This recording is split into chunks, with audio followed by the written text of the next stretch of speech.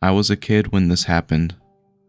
My uncle and I were finishing up chopping firewood for my grandmother because it was getting dark. Driving back on a dirt road about 30 miles per hour, I had this awful sense of being watched. Before I could turn to look out my window, my uncle quickly shouted, "Don't!" I completely froze. My heart felt like it was beating out of my chest, then completely stopped when I heard a tap tap on my window.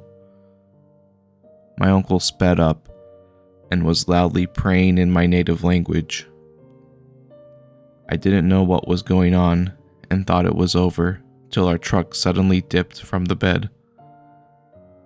My uncle then started saying, "Look at me and don't turn away," over and over again. Then I heard it again, but from the window behind me. It was getting harder for me to breathe, and I wanted to cry. A minute or two passed, and the truck dipped again. My uncle looked around and sighed. It was quiet besides the truck and the road. He looked at me and said, "We will ask your father to do a prayer in the morning, so the evil will forget our faces."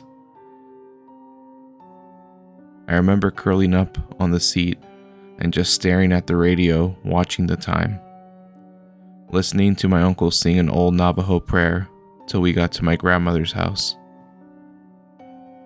I called my uncle because I had a nightmare about that night. We talked about it for a bit.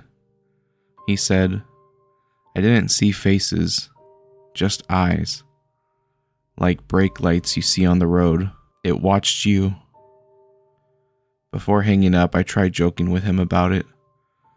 "Why didn't you just step on the brake when it was in the back?" No laughter, just a pause.